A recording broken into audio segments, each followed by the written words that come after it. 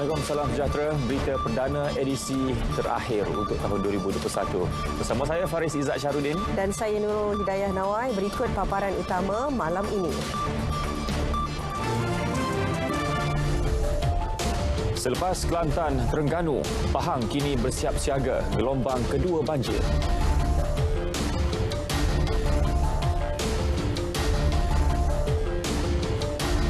Harga ayam, telur, sawi dan kacang panjang turun bermula esok.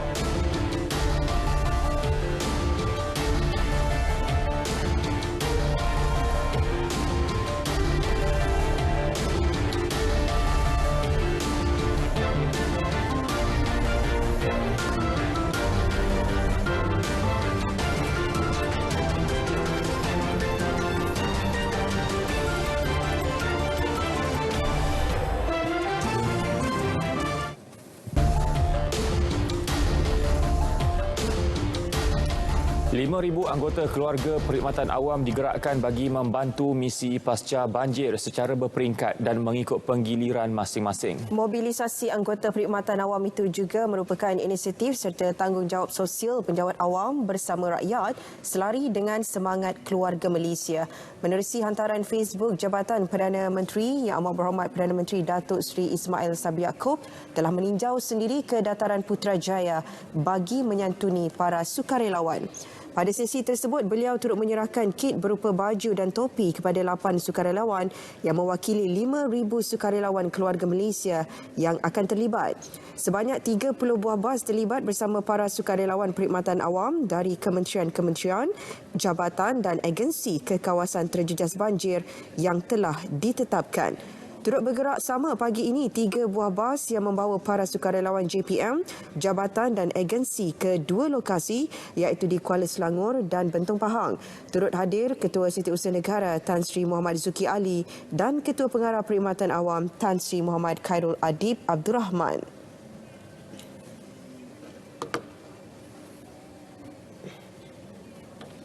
Beralih ke perkembangan banjir di Terengganu. Susulan ramalan Met Malaysia, hujan lebat akan berterusan sehingga 3 Januari ini.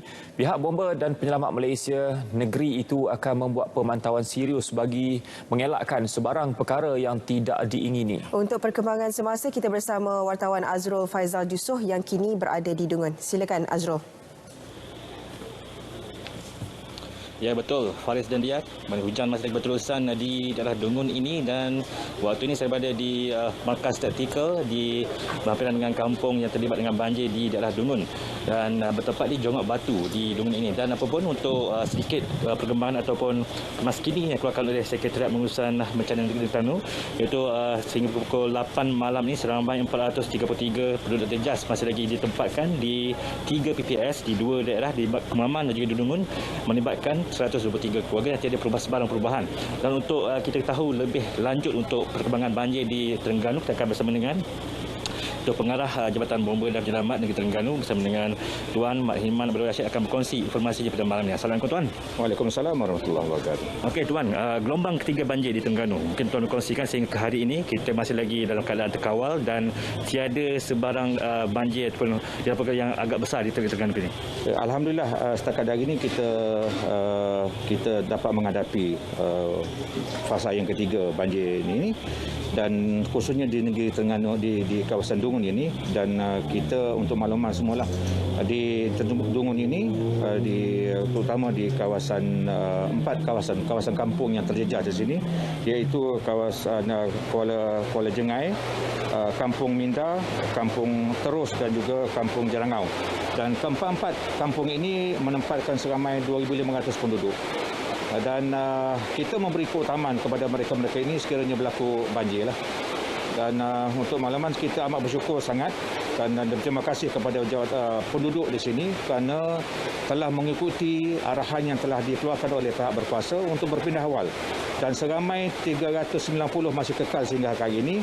Mereka ini telah dipindahkan ke 2 pusat perpindahan iaitu di PPS Pasir Raja dan juga PPS Kampung Kampung Syukur. Dan keseluruhan mangsa banjir ialah 516 orang di kawasan Ulu Dungun ini. di mana 390 ditempatkan 2 PPK ini dan yang selebihnya ditempatkan mereka berpindah di keluarga masing-masing. Dan alhamdulillah kesemua ini mereka berpindah sendiri kecuali 31 orang kita pindah menggunakan lori kita. Baik Tuan, kita dilaporkan bakal menghadapi hujan hingga 3 Januari 2022 ini. Dan mungkin pihak Tuan ada perancangan untuk kampung-kampung yang seterusnya untuk diberikan perhatian. Okey, 4 kampung yang saya nyatakan tadi kita telah memberi keutamaan dan pegawai kita bersama agensi-agensi lain telah membuat rondaan dari masa ke masa dan kita telah pun berkampung sini seramai 88 orang terdiri daripada semua pasukan penyelamat seperti Polis Diraja Malaysia, bomba, APM, rela, pasukan bomba sukarela juga. Seramai 88 orang ini akan memberi tumpuan kepada 4 kampung ini selain daripada balai-balai yang terdekat yang berhampiran dengan lokasi berkenaan.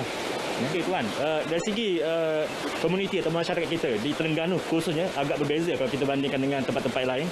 Dari segi kerjasama yang diberikan sepanjang operasi pemindahan dan juga kawalan untuk mereka ni. Kita Tuan kongsikan. Alhamdulillah, kita dah ramai testimoni di mana pengalaman 2014 mengajar mereka erti kerjasama dengan masyarakat, kerjasama dengan pihak berkuasa, khususnya pasukan penyelaman ini untuk berpindah awal. Dan mereka tidak ada halangan dan mereka kebanyakan saya kata tadi hanya 31 orang saja kita pindah menggunakan lori kenderaan bomba, yang selebihnya mereka berpindah sendiri. Ini bermakna kesedaran terhadap bahaya ke mana banjir ini mereka dah tahu dan mereka sedar dan mereka berpindah sendiri secara sukarela. Sebelum air itu naik dan ke paras imar bahaya. Dan kita maklum sajalah kekuatan kita tidak mampu untuk kawal keseluruhannya tetapi kita mampu untuk memberi maklum kepada mereka untuk berpindah awal. Ini yang kita amat hargai sangat. Terima kasih Tuan untuk bersama kami di Berita Perdana. Jadi itu antara perkongsian kami dari Terengganu. Teruskan bersama kami, nantikan informasi terkini kebukaan untuk anda lagi terus.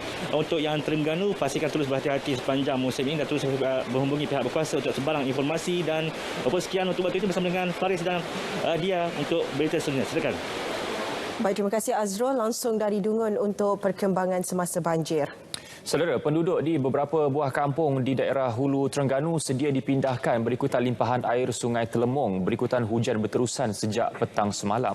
Beberapa lokasi mula dilimpahi air termasuk Kampung Nibong, Kampung Paloh Nyor dan Bukit Taduk. Setakat ini tiada penduduk yang dipindahkan ke pusat pemindahan sementara dan ahli jawatan kuasa bencana yang ditubuhkan giat memantau dan membantu penduduk sekiranya pemindahan perlu dilakukan.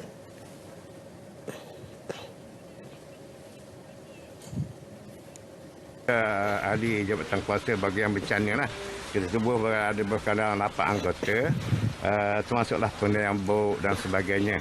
Jadi kiranya apa berkenaan dengan dan juga ada alat siren GPS pun ada dekat sini. Kalau siren tu bunyi acak tu mana tanda banjir kau naik lah. Tapi kita pun satu pemantau lah dengan anggota-anggota kita. Dekatnya nampak dah selamat tu, takut kapal pindah. 40 kambuk, ketua abuk, ada 10 buknya kita pindah begitu lah. Utama sekali macam orang Okayu, warga Mah, itu kita utamakan. Biasa air sini, dia naik kali tambah bawah lagi. Kali yang 7 tu biasa besar tinggi lah naik. 7 kali dah setahun biasa air sini naik. Tapi semalam dia naik para semin ni lah. Mana rendah lagi air. Tak tinggi lagi lah. Biasa tinggi saya sini makan pinggang lah. Jadi air dah naik 2 kaki setengah saya pindah lah. Hari banjir ini dia start naik pukul 6 petang mai. Yang lebih tinggi sikit malam lah. Bukan dah pukul 1 malam itu dia dah penuh lah dalam kawasan ni. Jadi untuk persiapan banjir ni memang kita sini dah standby awal lah, maknanya dah kena setiap tahun kan. Jadi memang kita standby lah. Sementara itu, secara keseluruhan, jumlah penduduk terjejas banjir melibatkan 5 negeri seramai 3,656 orang. Kelantan dan Terengganu terus mencatatkan peningkatan dengan 1,097 dan 433 berbanding semalam. 48 pusat pemindahan sementara PPS dibuka di kelima 5 negeri. Berikut statistik penduduk terjejas mengikut negeri setakat 7 malam tadi.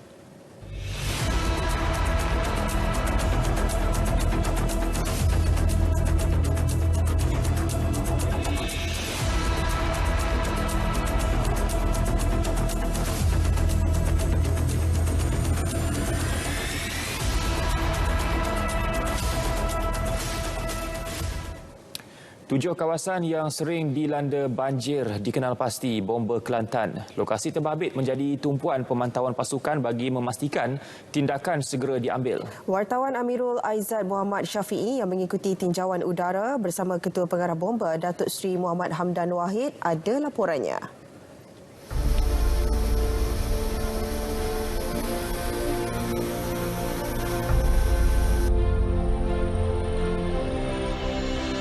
Tinjauan dibuat dengan menaiki helikopter pasukan dari Subang. Ekoran faktor cuaca buruk, helikopter dinaiki kami terpaksa mendarat di Balai Bomba Gua Musang. Helikopter ini telah terbang dengan ketinggian 4,000 kaki bagi melihat sendiri keadaan di beberapa kawasan di sekitar Kelantan. Namun penglihatan dari udara ini tidak berapa jelas atas faktor keadaan cuaca yang agak buruk. Tinjauan udara seperti ini akan terus dilakukan pihak bomba dari semasa ke semasa. Sejurus itu, tinjauan paras air sungai dilakukan di beberapa sungai sekitar Gua Musang. Hari ini kita membuat pemantauan di kawasan Gua Musang. Pertama sekali di kawasan Limau Kasturi, melihat keadaan Sungai Galas, Sungai Negeri dan juga Sungai Kerak. Dan kita dapati bahawa hujan masih lagi turun, tetapi ianya dalam keadaan renyai-renyai. Dan para sungai pun kita telah pergi ke tempat yang mana dulu terkesan teruk dalam gelombang pertama di kawasan Gua Musang ini, iaitu di kawasan Limau Kasturi. Selain Kelantan, tinjauan udara juga dilakukan di seluruh negara. Tinjauan udara ini akan kita teruskan bukan saja di Pantai Timur tetapi juga di kawasan-kawasan lain yang terjejas. Sebagai contohnya di negeri Sabah dan Sarawak, kita ada base kita di Miri. Mereka akan menggunakan pesawat yang ada di Miri untuk membuat pemantauan udara. Pemantauan menggunakan logistik marin dan juga darat diteruskan. Dan untuk pemantauan udara ini kita akan sentiasa bergerak dari masa ke semasa melihat kepada hotspot yang telah dikenal pasti.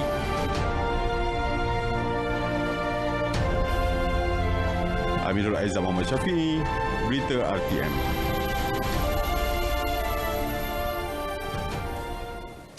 JBPM Pahang turut bersiap siaga bagi menghadapi kemungkinan berlakunya gelombang kedua banjir di negeri itu. Ini termasuklah menghantar anggota terus ke lokasi berisiko banjir. Laporan lanjut terus bersama wartawan Rozi Hanis Abdul Rahman di Kuantan. Silakan Rozi.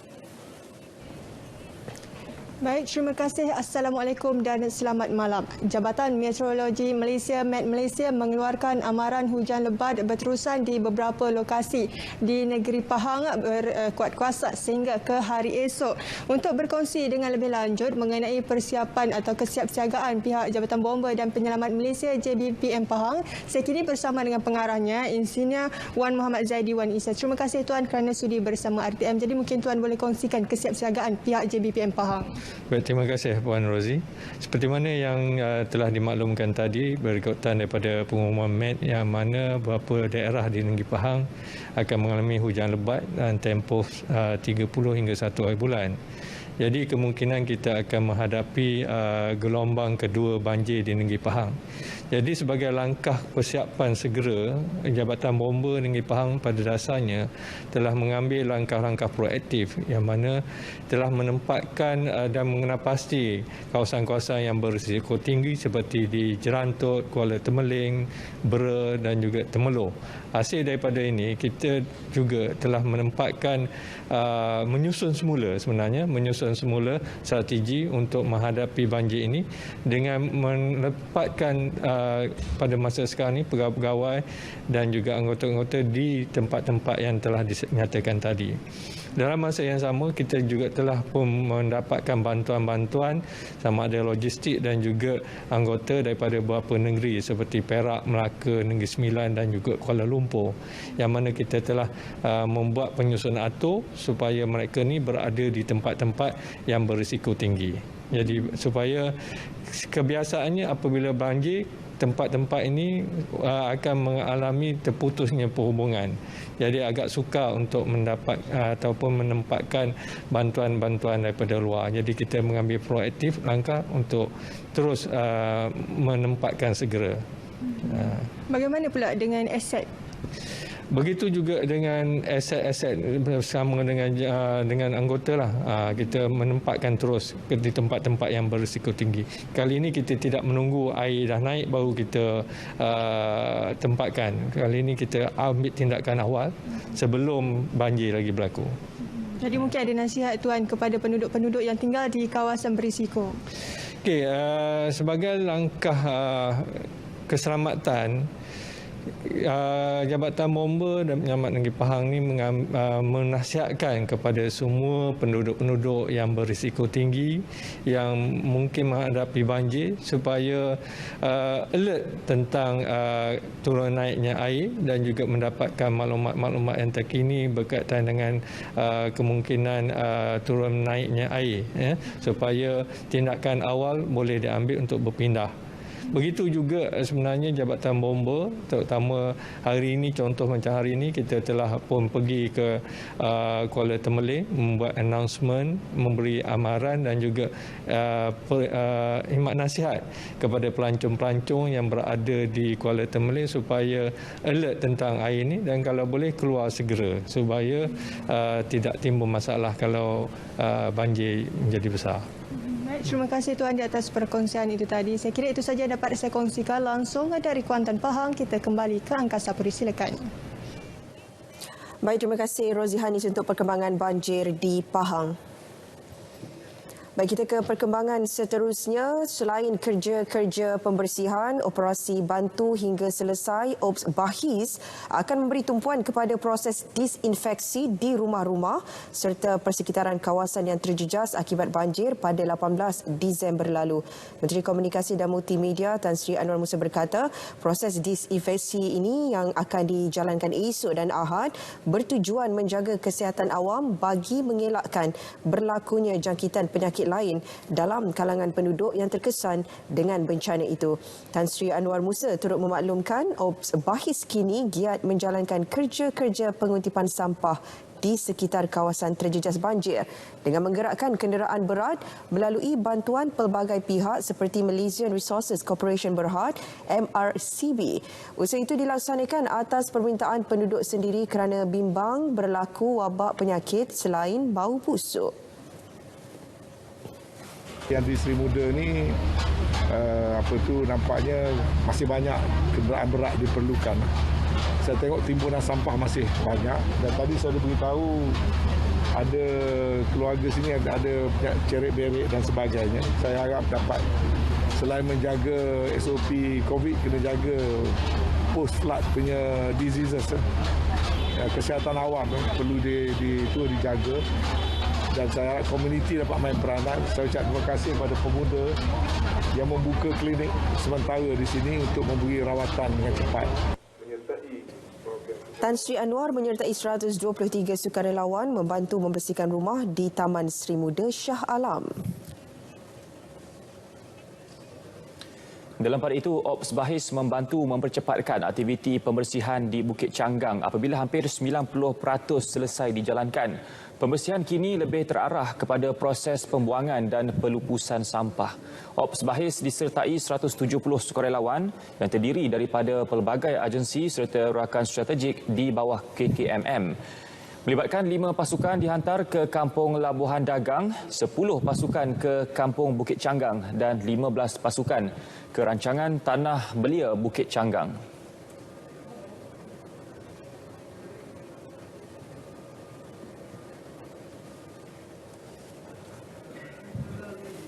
Kami telah terlibat daripada hari pertama lagi. Hari ini masuk hari kedua di mana kita telah membersihkan beberapa rumah semalam. Dan hari ini kita bersihkan di masjid dan juga beberapa rumah di kawasan Limungan Dagang dan juga di Bukit Canggang. Kita ni dari MDAC ni kita ada wakil seramai 50 yang register, voluntary registration. Tapi saya tengok macam hari ini lebih dari 50 yang datang. Kita ni datang dari bilang kaum ya. Bagi penduduk, mereka amat bersyukur dengan kehadiran sukarelawan yang mempercepatkan proses pembersihan.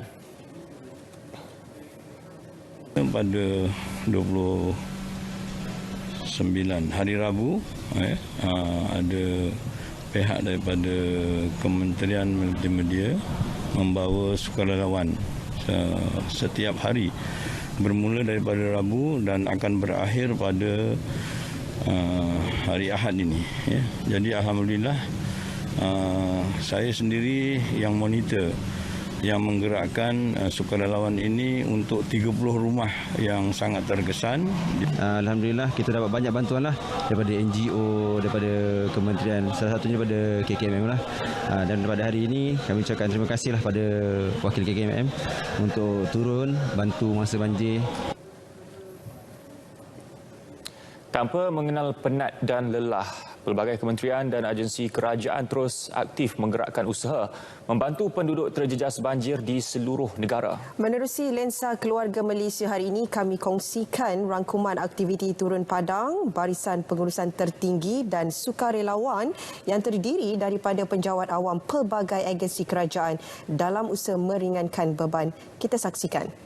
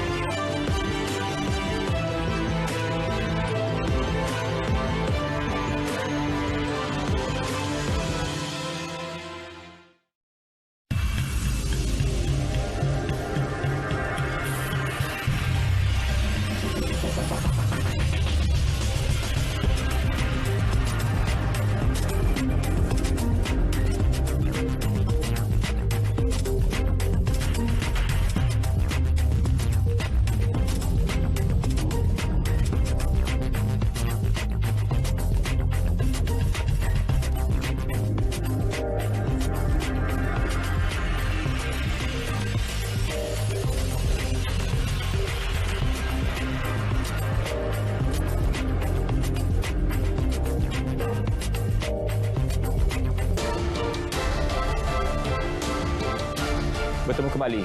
Harga ayam, telur ayam, sawi dan kacang panjang akan turun bermula esok di seluruh negara. Pengarah Penguat Kuasa Kabinet NSHP Azman Adam berkata keempat-empat barangan itu terlibat dalam pelarasan harga sebagai langkah untuk menstabilkan harga barangan.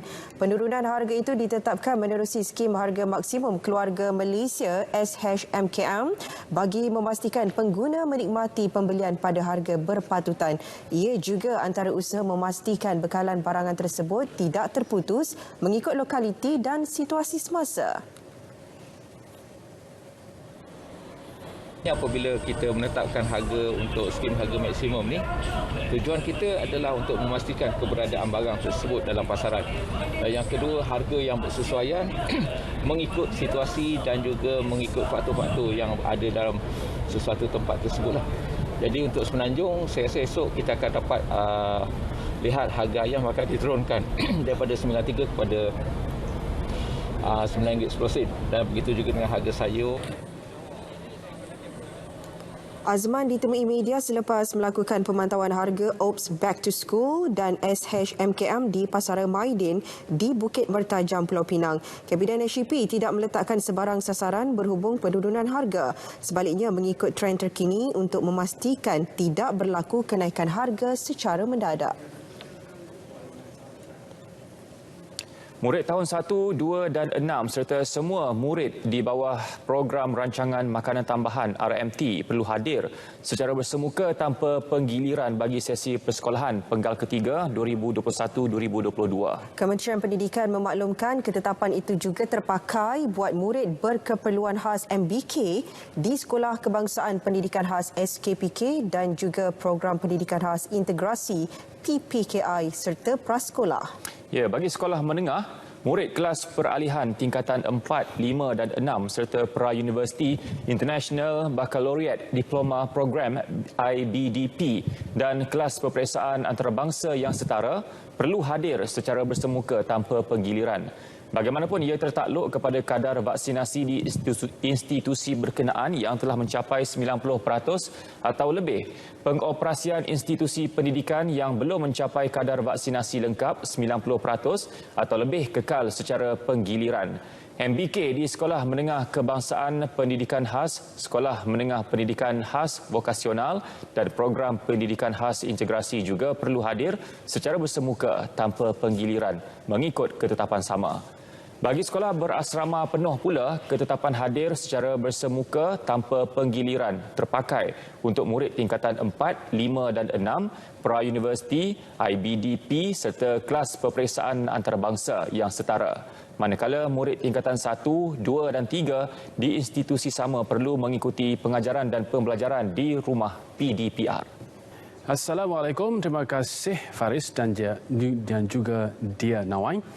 Majlis Sukan Negara MSN menjangkakan cabaran besar dalam mempersiapkan atlet negara bagi menghadapi 3 tamasya sukan utama tahun depan. 3 tamasya tersebut adalah Sukan SEA 2021 di Hanoi, Vietnam, Sukan Commonwealth 2022 Birmingham, United Kingdom dan Sukan Asia 2022 Hangzhou, China. Ketua Pengarah MSN, Dato' Ahmad Syapawi Ismail berkata, cabaran kali ini ialah peruntukan yang diterima dipengaruhi oleh kedudukan kewangan semasa negara. Jelasnya, kedudukan kewangan negara yang masih dalam proses pemulihan menyebabkan MSN tidak mendapat satu peruntukan yang meyakinkan. Beliau berkata demikian menerusi video rangkuman pencapaian Sukan Negara 2021 diterbitkan MSN. Bagaimanapun, Dato' Ahmad Syapawi berkata, biarpun berdepan kekangan tersebut, segalanya perlu bergerak ke hadapan dan MSN kekal komited untuk memberikan yang terbaik dalam mempersiapkan atlet negara ke arah kecemerlangan sukan. Jago Pecu Kebangsaan Muhammad Haikal Hanafi menyasarkan sekurang-kurangnya 4 kejohanan antarabangsa sebelum menggalas cabaran negara pada Sukan SEA ke-31 di Hanoi, Vietnam, Mei depan. Ini bagi mendapatkan rentak larian sebelum turun mempertahankan pingat emas 100 meter lelaki yang dimenanginya pada Sukan SEA 2019 Manila, Filipina. Bagaimanapun katanya, semua itu bergantung kepada Kesatuan Olahraga Malaysia KOM jika mereka memiliki kejohanan sesuai untuknya beraksi. Mengenai kejohanan tempatan pula, atlet berusia 22 tahun itu memaklumkan bakal membuat penampilan pada terbuka Kuala Lumpur bulan depan disusuli sebuah kejohanan di Perak Februari depan.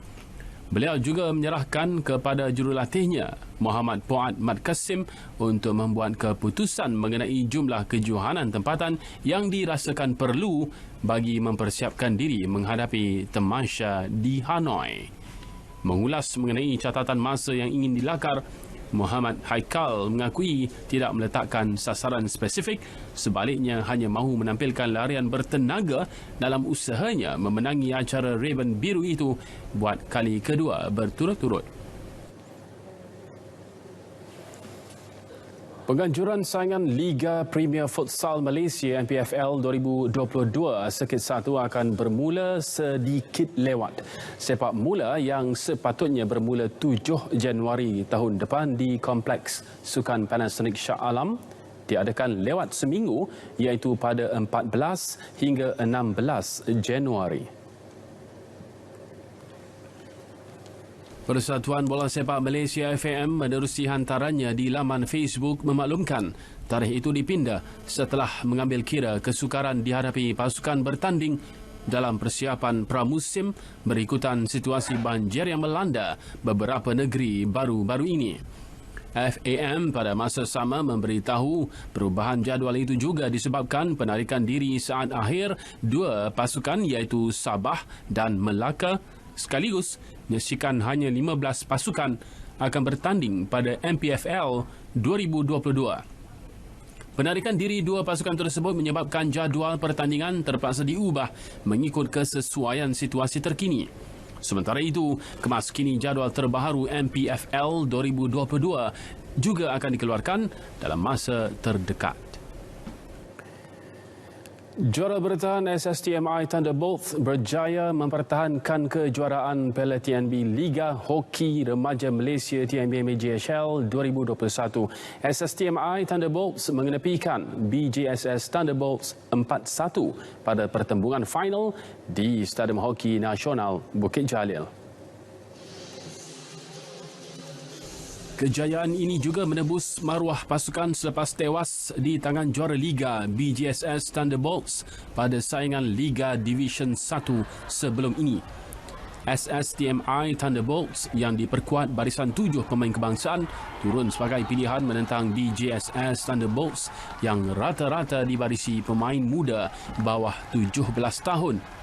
BJSS Thunderbolts bagaimanapun mengejutkan SSTMI Thunderbolts menerusi jaringan awal pada minit keempat menerusi ketua pasukan Wan Muhammad Najmi Ahmad Zaib. Namun dua jaringan berturut-turut yang disempurnakan ketua pasukan Saiful Syahril Saiful Bahri menerusi pukulan sudut penalti dalam tempoh 3 minit mengembalikan keyakinan SSTMI Thunderbolts untuk menguasai permainan. Dengan kelebihan jaringan itu, SSTMI terus meningkatkan tempo permainan dan bergerak agresif dengan menggunakan segala pengalaman untuk mengekang BJSS dari bangkit menjaringkan gol. Jaringan pemain kebangsaan Muhammad Muhibuddin Muharram minit ke-36 yang diikuti seminit kemudian oleh Syaman Mati minit ke-37 sekaligus menutup malam cemerlang buat SSTMI Thunderbolts.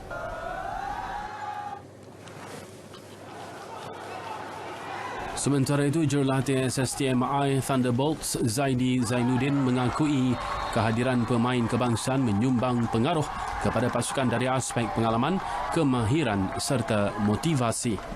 7 pemain kebangsaan ni sangat-sangat membantu dari segi pengalaman diorang. Apa yang diorang bagi, apa yang diorang dapat di national team, diorang curahkan kepada adik-adik yang bawah. Dan itu sebagai contoh yang baiklah kepada tim kami. Syukur Alhamdulillah kami dapat kekalkan kejuaraan ni.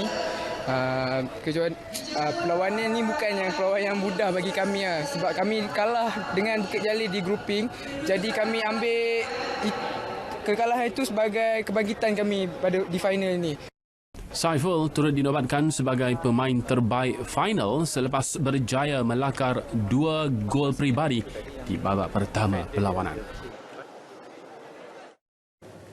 Legenda bola sepak tanah air Dato' M. Kupan cukup bersemangat ketika menceritakan detik manis sepanjang pemberitaannya bersama skuad kebangsaan meskipun dalam keadaan kesihatan yang lemah. Kes Center anak sulung kepada bekas pemain kebangsaan itu berkata mendiang bapanya tidak pernah jemu berkongsi detik manis ketika menjarung jersey kebangsaan pada sekitar 60-an. Jelasnya, Dato' M. Kupan cukup berkobar-kobar apabila bercerita mengenai bola sepak yang cukup digemarinya sejak usia muda. Mendiang amat disegani rakan sepasukan berikutan sifatnya yang merendah diri. Kupan, 85 tahun, meninggal dunia pada pukul 5.30 petang semalam di ibu negara akibat menghidapi osteoartritis. Beliau meninggalkan seorang balu, Datin G. Amir Tamani serta 3 anak lelaki termasuk Sentar, K. Siva Prakash dan K. Siva Kumaran. Bekas anak didiknya, Muraliraj K. Silvaraj yang juga pemain bola sepak Pulau Pinang dan kebangsaan era 80-an berkata pemergian legenda bola sepak negara itu adalah satu kehilangan besar dalam arena bola sepak negara. Perkembangan Liga Perdana Inggeris, Manchester United menang 3-1 mengatasi Burnley pada malam ulang tahun kelahiran bekas pengendalinya Alex Ferguson atau Sir Alex Ferguson yang ke-80. Ia bertanda baik dalam usaha kelab itu memperkukuh kedudukan 4 teratas Liga berkenaan.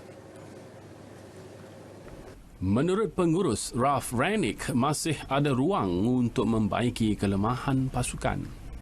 After the first goal we scored, we had control on the game in the first half, but then we gave away one goal. So whenever the ball was in our half, there is still some space for improvement, but offensively, I agree that was so far the best performance. Scott McTominay meletakkan United di depan dan gol sendiri Ben Mee menggandakan kelebihan mereka. Sebelum Cristiano Ronaldo meledak jaringan menjadikan kedudukan 3-0 untuk skuad The Red Devils. Burnley sempat menyelipkan 1 gol sagu hati namun gagal mengubah keputusan. United kini 4 mata di belakang pasukan tangga keempat Arsenal namun kurang 1 perlawanan. Rangnick yang masih belum tewas sejak mengambil alih pasukan daripada Ole Gunnar Solskjaer melakukan 6 perubahan dengan menukar pertahanan serta meletakkan Jadon Sancho dan Edinson Cavani di bahagian serangan. Sekian edisi sukan bagi edisi terakhir 2021. Saya Muhammad Atta Raja Hamzah. Kita kembali bersama Faris dan juga Diana Wai. Assalamualaikum. InsyaAllah kita jumpa lagi.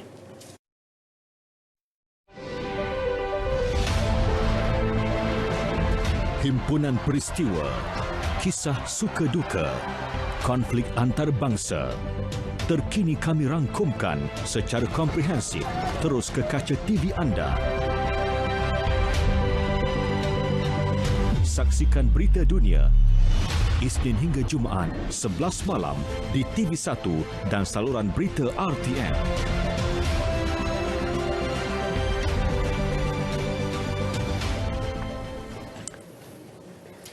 ...2021 menyaksikan sektor kesihatan negara berdepan situasi genting. Penularan COVID-19 terutama varian membimbangkan seperti varian Delta ibarat mencurah garam pada nanah yang seterusnya mendorong kes harian mencecah angka tertinggi pada 26 Ogos iaitu 24,599 kes. Ya, langkah pemulihan yang diambil menuntut tindakan luar biasa kerajaan.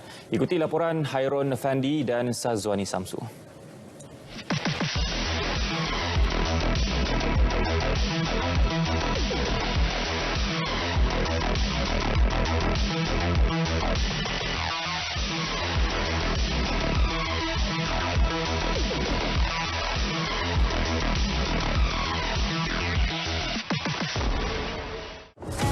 Mencatat rekod tertinggi kes kematian harian. Kematian COVID-19. Ikut kematian harian tertinggi. Jumlah harian tertinggi pernah direkodkan. Sejak Januari, angka kes terus mencatat peningkatan. Perintah Kawalan Pergerakan PKP, Perintah Kawalan Pergerakan Diperketat PKPD dan Perintah Kawalan Pergerakan Pemulihan PKPP silih berganti seakan sudah sebati dalam rutin kehidupan masyarakat. Pada 11 Januari, Yang di-Pertuan Agong telah memperkenankan pengisytiharan darurat. Keputusan sukar itu dibuat bagi melancarkan gerak kerja kerajaan mengekang penularan wabak tersebut.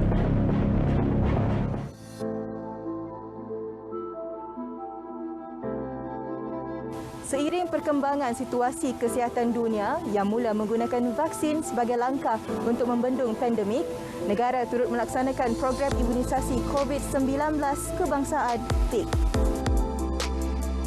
Program bertemakan Lindung Diri, Lindung Semua itu dilaksanakan dalam 3 fasa.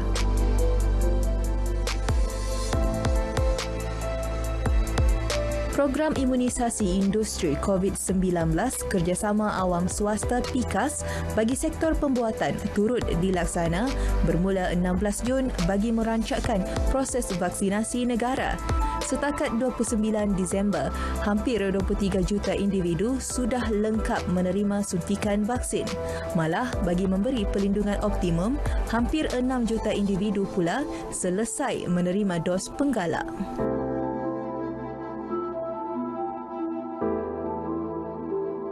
Penularan varian Delta turut membimbangkan apabila dikesan pada 1 Mei. Individu yang dijangkiti varian ini mempunyai risiko hospitalisasi 2 kali ganda berbanding varian Alpha. Penularannya sekaligus mendorong peningkatan jumlah kes harian COVID-19 sehingga mencecah 24,599 kes sehari pada 26 Ogos.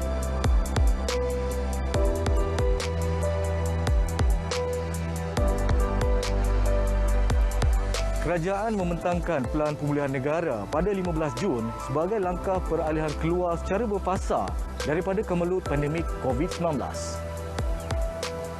Strategi terbabit merangkumi 4 fasa dan akan membabitkan pelan peralihan fasa Perintah Kawalan Pergerakan PKP secara berperingkat. Setiap fasa pelan pemulihan itu berpaksikan kepada data yang bersandarkan 3 indikator ambang utama untuk beralih dari satu fasa ke fasa seterusnya. Indikator tersebut adalah purata kes harian COVID-19 di bawah 4,000 kes, kadar penggunaan katil di unit rawatan rapi ICU pada paras sederhana serta kadar vaksinasi bagi populasi yang telah menerima 2 dos lengkap mencapai 10%.